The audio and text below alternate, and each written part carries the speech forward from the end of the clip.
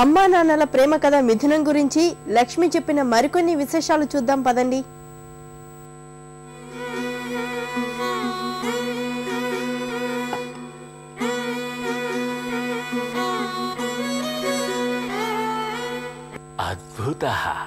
మిథునం cinema చూసినప్పుడు మీ పిల్లలు ఏమన్నారు? వాళ్ళకి సినిమా చూపించారా?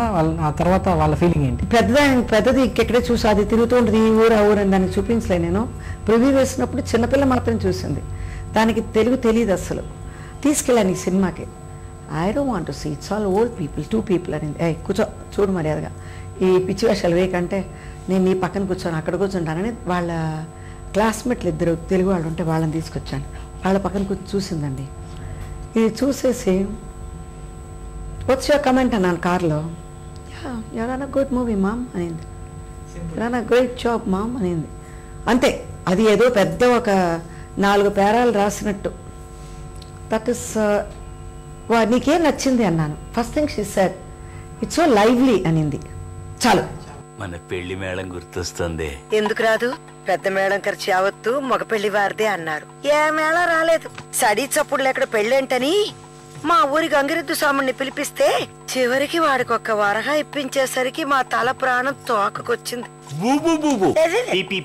మిథునం విషయానికి వస్తే చాలా మంది తల్లిదండ్రులు నేర్చుకోవాల్సిన విషయాలు చాలా ఉన్నాయి. పిల్లలు కూడా ఇప్పుడు ఈ తరం కానీ వచ్చే తరం కానీ ఇంత ముందున్న వాళ్ళు కూడా నేర్చుకోవాల్సిన విషయాలు చాలా పొందిగ్గా ఒక తెలుగింటి కుటుంబాన్ని తీర్చిదిద్దిన విధంగా భరణి గారు తీర్చిదిద్దారు. భరణి గారి గురించి 4 మాటల్లో మీరేం చెప్పారు? భరణిలో ఇంకా టాలెంట్స్ ఉందండి, ఇంకా ఉంది. అక్కడి నుంచి ఉద్భవం అవుతూ ఉంటుంది, ఇంతకన్నా చెప్పలేను.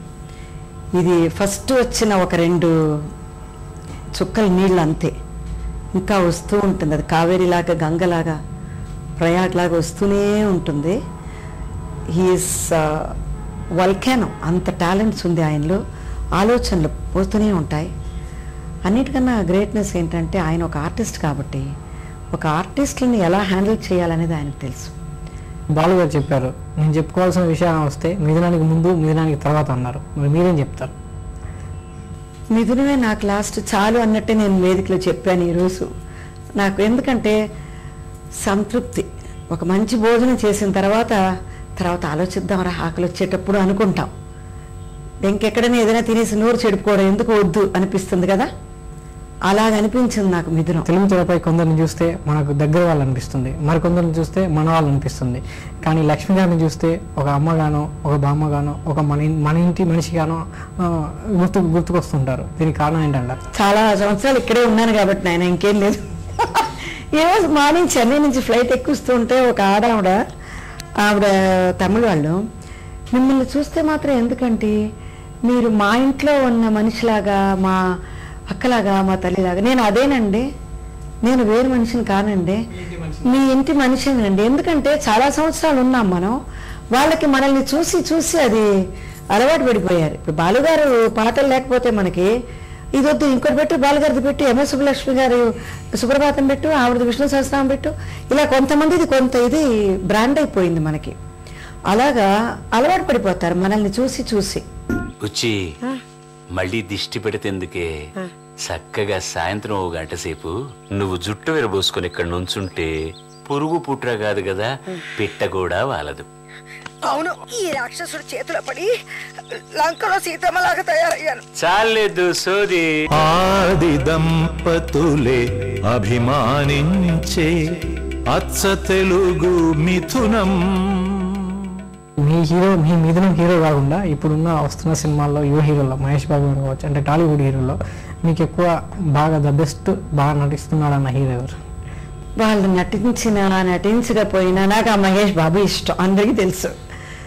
అది ఏం చేసినా మహేష్ బాబుని చూస్తాను. నాకు ముద్దుగా ఉంటాడు కాబట్టి ఆ మురారిని చూస్తూ ఉంటాను. అవును, నాకు చాలా ఇష్టం. అందరూ బాగానే యాక్ట్ చేస్తున్నారు. Prabhas is doing very well. బాగా డ్యాన్స్ చేస్తున్నారు పిల్లలందరూ. ముందైనా కష్టాలు పడతారు డ్యాన్స్ చేయడానికి. ఇప్పుడు ఆ చిరంజీవి గారి దగ్గర నుంచి మొదలెట్టింది ఈ డ్యాన్స్లు. అమ్మ విరదీస్తున్నారు, మంచి డాన్సర్లు అందరూ, ఫైట్ బాగా చేస్తున్నారు అమ్మాయిలు. సరే, వాళ్ళకి కెరీర్ ఎలా తీసుకెళ్లాలనే ఒక ధ్యానం ఉంది. They are quite hard working. So we have to appreciate all the heroes and heroines. ఒక లక్ష్మిగా ఇప్పుడున్న తల్లిదండ్రులకి కానీ ఇప్పుడు వచ్చే పిల్లలకు కానీ ఇప్పుడున్న పిల్లలకు కానీ మీరు చెప్పాలనుకున్న విషయం ఏంటి? I don't believe in advising అండి. అదే చాలా ఈజీ ఈ దేశంలో. ప్యాకెట్ నుంచి తీసి అందరు అడ్వైస్లు ఇస్తూ ఉంటారు. ఎందుకు? You got one life to live, just live it, that's all. And ఎప్పుడు చూడు లేదు లేదు లేదు అని అనుకుంటూ ఉంటే లిస్ట్ పెద్దదిగా ఉంటుంది.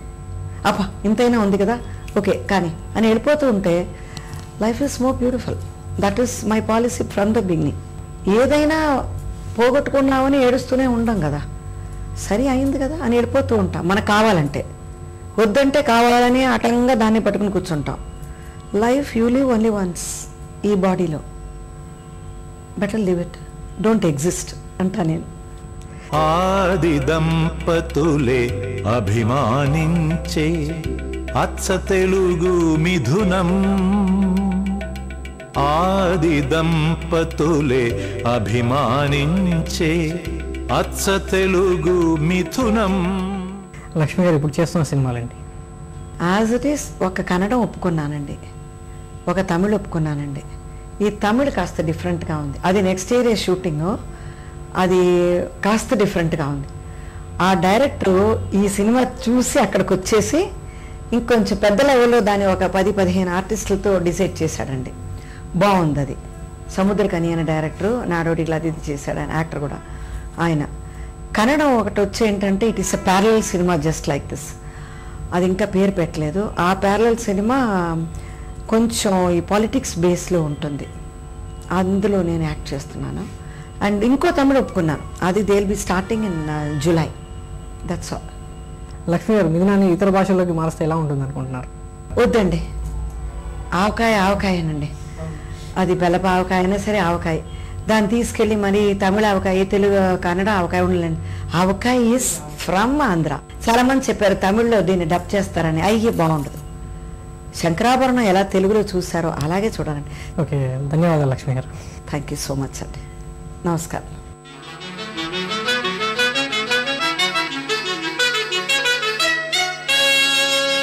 అనుదినమ్మును కాఫీయే అసలు కిక్కు, కొద్దిగానైనా పడకున్న పెద్ద చిక్కు. కప్పు కాఫీ లభించుటే గొప్ప లక్కు, అమృతమల్లది హంభక్కు. అయ్యలారా